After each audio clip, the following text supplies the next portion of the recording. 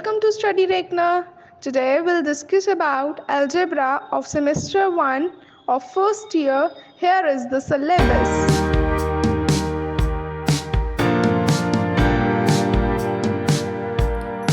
आज हम बात करने वाले हैं यूनिट 2 की, जिसमें हम बात करेंगे बेसिक नंबर थ्योरी। तो सबसे पहले हम डेफिनेशन देख लेते हैं। If a and b are natural numbers and a is equals to bq plus r for the non-negative integers q and r with r lying between 0 and b, integer q is called the quotient and r is called the remainder when a is divided by b। ये बिल्कुल simple सी बात है। हमारे पास क्या है equation हमारी कुछ इस फॉर्म की है, a is equals to bq plus r, right? a is equals to bq plus r, q is your quotient, ठीक है, r is your remainder, और हम कह रहे हैं ये कब आएंगे दोनों, जब हम a को डिवाइड करेंगे b से। तो सिंपली अगर आप देखो तो ये आपकी डिवीजन एल्गोरिथम ही है, ठीक है। और जो r की वैल्यू है वो b से छोटी होगी, लेकिन 0 भी हो सकती है और 0 से बड़ी भी हो सकती है, राइट।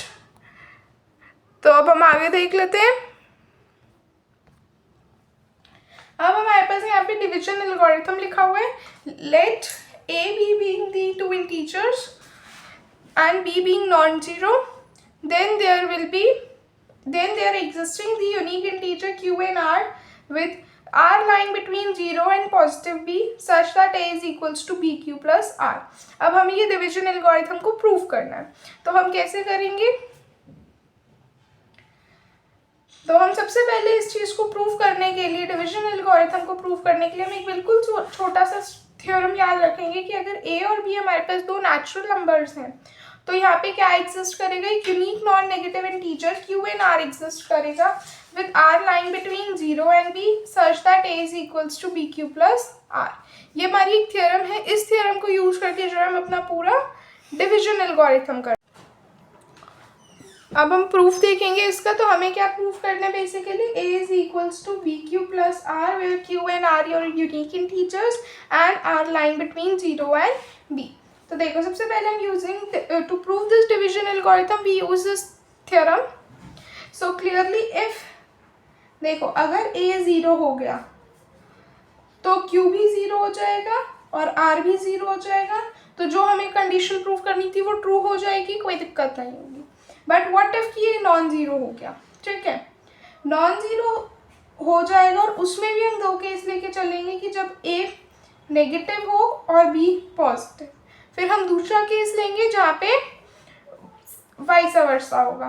तो सिंस a हमने नेगेटिव लिया तो माइनस a भी नेगेटिव होगा, राइट, ठीक है। तो माइनस a जो है हमें लेस देन 0 गिवन है। अब हम मान सकते हैं कि जो थ्योरम की हम बात कर रहे थे वो अप्लाई हो रही है हमारी माइनस a और b पे, इन दोनों के ऊपर हमारी थ्योरम अप्लाई हो रही है। तो हमें क्या मिलेगा, इससे एक क्वेश्चन मिलेगा और एक रिमाइंडर मिलेगा, ठीक है, जिसमें हम क्या कह सकते हैं, r कहाँ लाई करेगा, 0, b के बीच में। अब हम क्या कह सकते हैं कि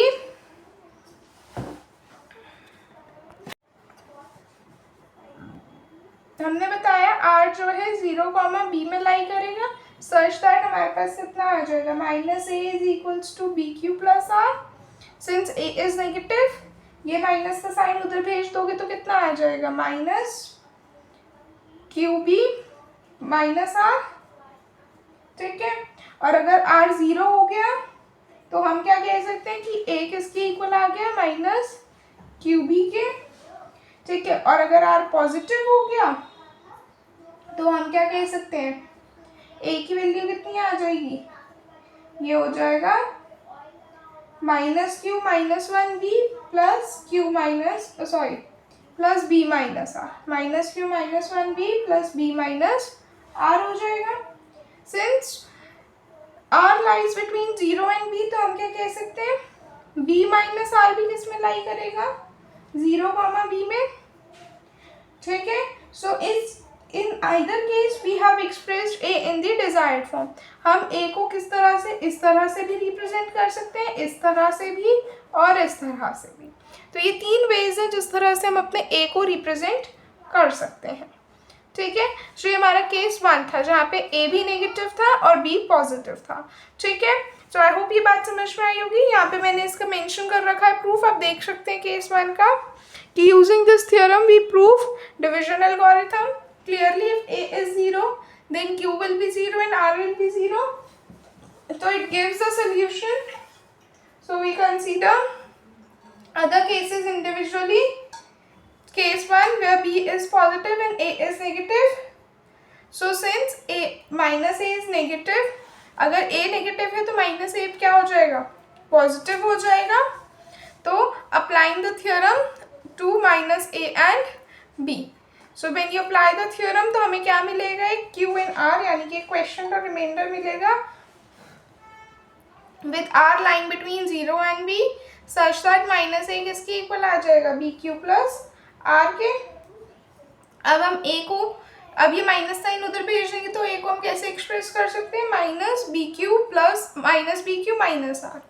ठीक है। अब अगर r 0 हो जाएगा तो ये इक्वेशन क्या रह जाएगी, माइनस बी क्यू, और अगर r पॉजिटिव हो गया तो ये क्या आ जाएगा, minus Q minus 1 b plus B minus R. और r कहाँ लाई करे, b माइनस आर कहाँ लाई करेगा, 0 से b इंटरवल के बीच में। ठीक है। So in either case we express in the desired form. अब हम केस 2 लेंगे जहाँ पे b नेगेटिव हो जाएगा और a पॉजिटिव। ठीक है, देख लेते हैं एक बार। अब हम बात कर लेते हैं केस 2 की, जहाँ पे अब हमारे पास b क्या है, नेगेटिव है, और a जो है पॉजिटिव भी हो सकता है और नेगेटिव भी हो सकता है। तो देख लेते हैं एक बार। Now b can be less than 0, और a के ना, या तो a आपका नेगेटिव हो सकता है या आपका a पॉजिटिव हो सकता है, दोनों ठीक है। सिंस b जो है लेस देन 0 है तो इसका मतलब माइनस बी भी लेस देन, माइनस बी बड़ा हो जाएगा 0 से। So now we can say that using the theorem and the case 1 it implies कि हमारे पास जो है एक इंटीजर q और r होगा सच दैट r जो है कहाँ लाई करेगा, 0 कॉमा b के बीच में, 0 कॉमा माइनस बी में एक्चुअली। तो हमारे पास जो a की वैल्यू आ जाएगी, कितनी आ जाएगी, q into minus B plus R. तो ये कितना आ जाएगा, minus B Q plus R. Again we can express a in this desired form. So thus our division algorithm is proved. ये देख सकते हैं आप इसका, ये रहा प्रूफ कि केस 2 में b अगर लेस देन 0 है, either a is greater than 0 और लेस देन 0, तो सिंस माइनस b जो है पॉजिटिव हो जाएगा। तो अब थ्योरम से और जो केस 1 है उससे हम क्या इम्प्लाई कर सकते हैं कि एक इंटीजर q और r एग्जिस्ट करेंगे where r lies between 0 and minus b such that a किसके इक्वल आ जाएगा, minus B Q plus r के। तो अगेन हमने उसको एक डिजायर्ड फॉर्म में एक्सप्रेस कर दिया, दस आवर प्रूफ इज फिनिश्ड। तो आज के लेक्चर में हमने क्या चीज़ कवर की, आज के लेक्चर में हमने बात की यूनिट 2 में डिविजन एल्गोरिथम के ऊपर। तो आई होप आपको आज का लेक्चर पसंद आया होगा। कोई डाउट्स आप मुझसे कमेंट सेक्शन में पूछ सकते हैं।